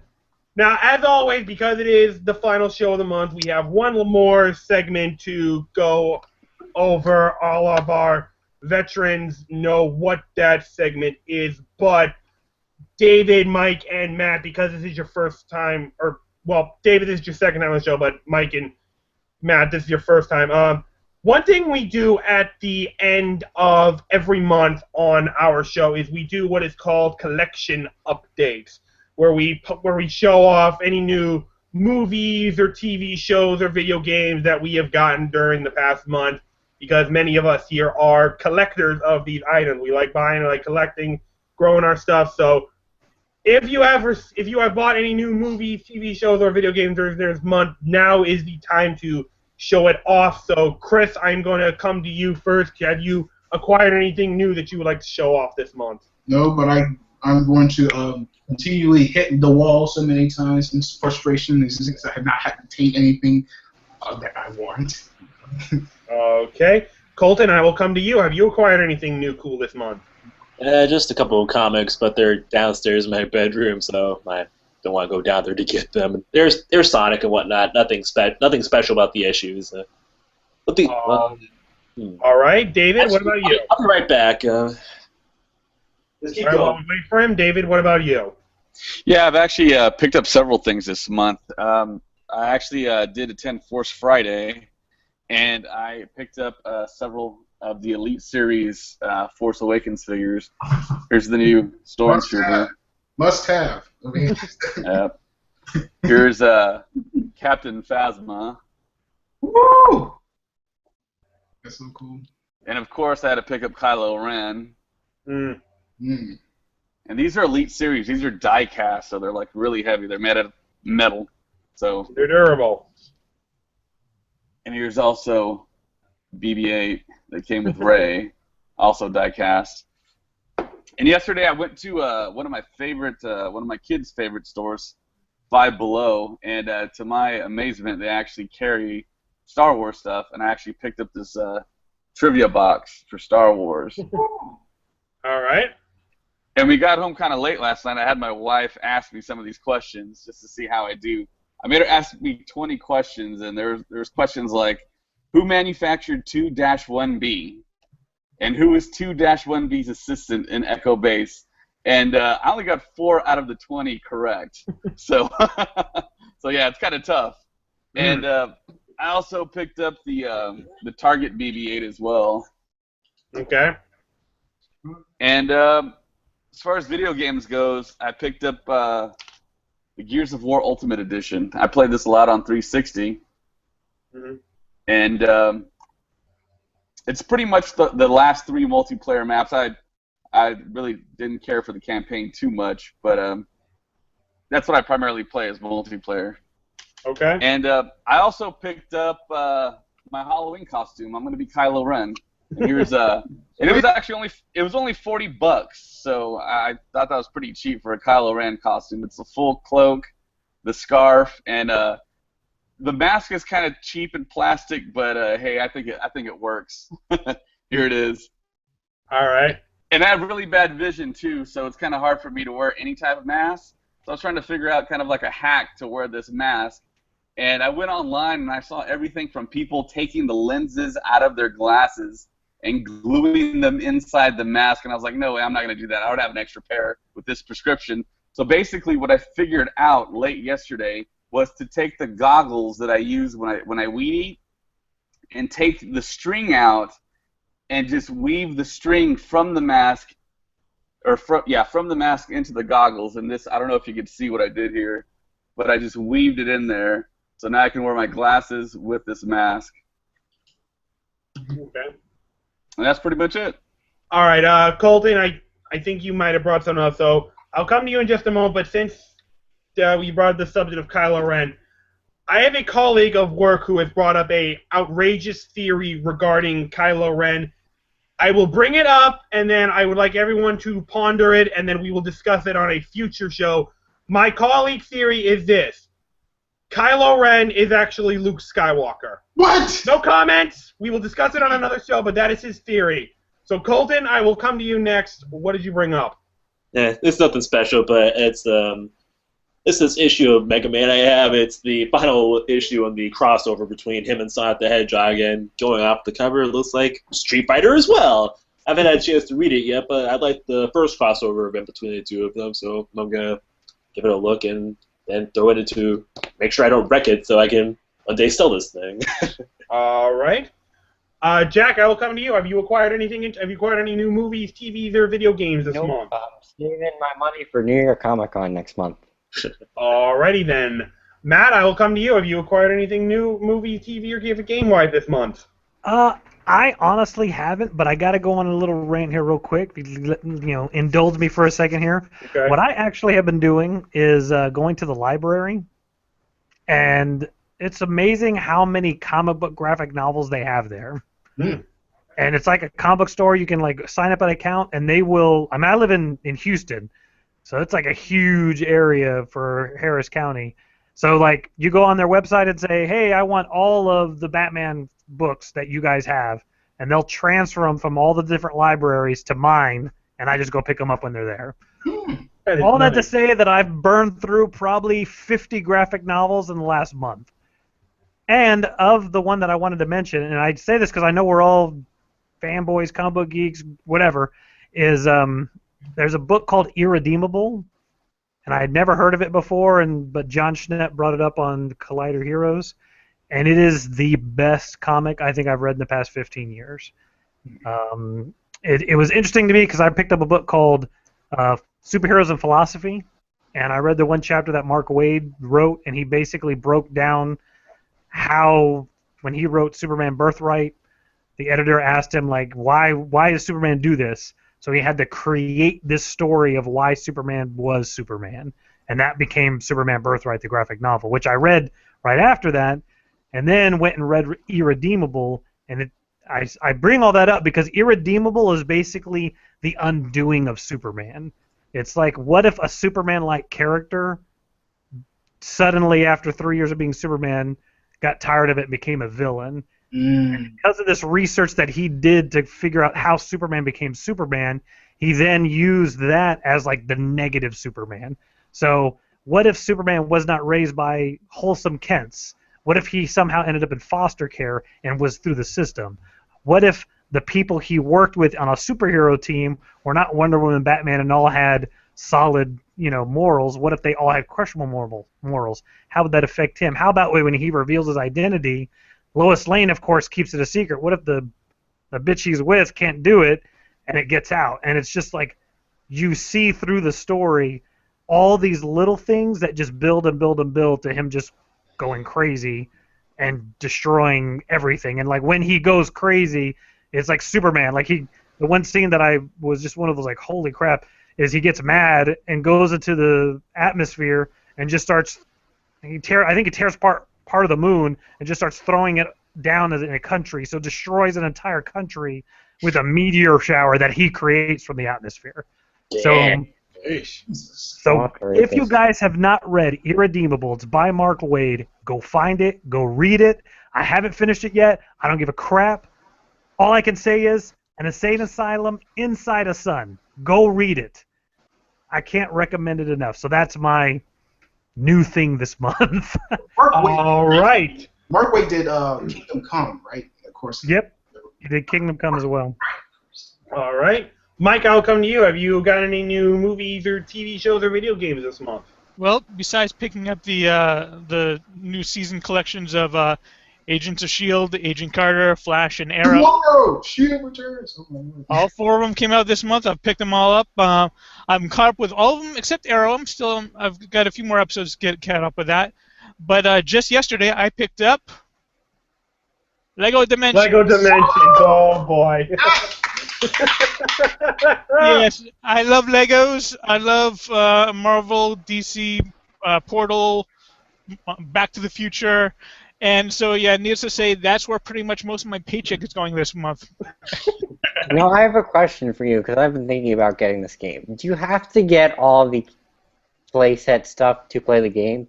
Have to no. I mean, you can play through the game with just. I mean, it comes with the starter pack comes with Gandalf, Wildstyle, and Batman, and you can play through the game with those alone. But if you want to if you want to unlock get all the mini kits and all that, you do have to buy at least some of the expansion packs. I mean, what's kind of cool is it's gonna be a nightmare for perfectionists. The DeLorean right here, and I guess in later on in the game you can actually change it so that it has other skill. Like right now it just travels through time, but then you can the ultimate form, you can use it to I think you can use this to burn melt down gold bricks and stuff like that. So by changing the forms of different of your accessories, you can actually do more things with them. So one booster pack can actually go a lot farther than it seems like. How much is it? The starter pack is $100. $100? Yeah, and then some of the expansion packs can range from 26 to 32, while some smaller ones can go 17. Yeah, the level packs are 30, of which there are 3 right now, and more coming out later. Yeah. The team packs, which are you got a Jurassic World team pack, and you got other ones. Those are 25, and then you've got ones with just one character and one accessory. Those are 15. Mm-hmm. Okay. In other words, Jack, you're going to be, if you want to collect it all, you're going to be spending a shit ton of money, about $500-600. Yes, well, that's not happening. Oh. Yeah, you're going to want to invest a whole lot of money. If it's like Skylanders and Infinity and Amiibo in that way, it's a whole lot of stuff to get. That's how these guys make their money. Yep. And I'm just the sad sack that's paying the money right now. Yeah. I'll wait till Lego Avengers for my next Lego game. Then. I can't wait for that one. That's going to be good. All right. I had myself a nice month. When this month began, I thought I was just going to be getting TV shows alone, but I did wind up picking up a movie. Since we are approaching October, the month of Halloween, I got one of my guilty pleasures / childhood nostalgia classics. I picked up Casper. Only found it for $8. I know it's kind of a bad movie, but it's nostalgic to me. I loved it as a kid, so that's why I got it. Because that's Christina Ricci and Bill Pullman. Pullman, yeah. Yeah. And here are all my TV shows. This one, everyone who knows me knew I was going to get this. Season 3 of Arrow. Of course I was going to get this. Woo! Oh, no. Next week! Yeah. I also got Season 1 of Gotham. Yeah, it kind of starts off slow, but it picks up a lot, especially towards the second half. I highly recommend it. Just don't go into it expecting a Batman origin story, because that's not what it is. So if you can watch it without those expectations, I think you'll enjoy it. It is a good show. I enjoy it too, for the most part. And it's free on Netflix. Yeah, I like it. I just accept that none It was of it Agents of S.H.I.E.L.D. Actually, I haven't gotten Agents of S.H.I.E.L.D. or Agent Carter yet because it's not available in any stores yet. I've only seen it on Amazon. It's not at Best Buy. It's not at Walmart. I haven't seen it at Target either. It's come on. I don't like online buying, so I'm waiting for it to come out on a damn store. It needs to come out at Best Buy or Walmart or something. I'm waiting for that. It pissed me off. Marvel, don't bullshit us. God damn it. Don't bullshit us with this. All right.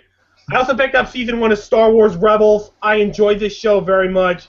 Surprisingly, it became a very good show. Mm-hmm. I can't wait for Season 2 to resume next month. It's going to be awesome. Looks like Mike has something to show us. Oh, my Lord. And then finally, I know it's going to be coming on Netflix soon, but I couldn't wait for it. I had to start rewatching it. Season 1 of The Flash. God damn, what a fucking awesome show. I love this through and through. It is so good. And I cannot wait for our recap shows to resume. That's right, folks. With Flash and Arrow returning next week, it is also the return of our recap show that comes back next week, when we are also going to have a preview show late this week. This Thursday, we are going to preview Season 4 of Arrow and Season 2 of Flash, so I hope you all will watch that. But anyway, yeah, that is my collection update for this month. next month, fully expect me to get a whole lot of movies because there are a whole lot of stuff this month. All right, guys, so that is going to wrap up this is going to wrap up episode 39 of Nerd United 1, wrap up our Trilogy Month. Chris, thank you very much for being here. Definitely enjoyed this. Like I said, enjoy doing this with you. It's been a pleasure doing this with you every week. Colton, it was nice having you here as well. Happy to be here for the Spider-Man conversation. Like I said, favorite superhero despite his ups and downs. Spider-Man's my third favorite. Love it. Yeah. Love him. David, it was a pleasure having you here. We hope to have you on again. Thanks for having me, guys. Jack, Oh, the admins and I need to have some a discussion because we're at this point. I'm not really so sure whether to have you back in. So, Spider-Man 3. yeah, though I appreciate you being here, but you may want to consider saying some goodbyes in case this is your last appearance. I had a really good time. I hope I come back. Please don't get rid of me. I really like doing this. Oh, we'll bring you back. Hey, if they didn't get rid of you after saying you like Transformers 4, I think you're set. We'll I'm looking it. forward to doing our recap shows. We will discuss it. Yeah. Matthew, it was a pleasure having you here. We hope to have you on again. Thanks. It was cool.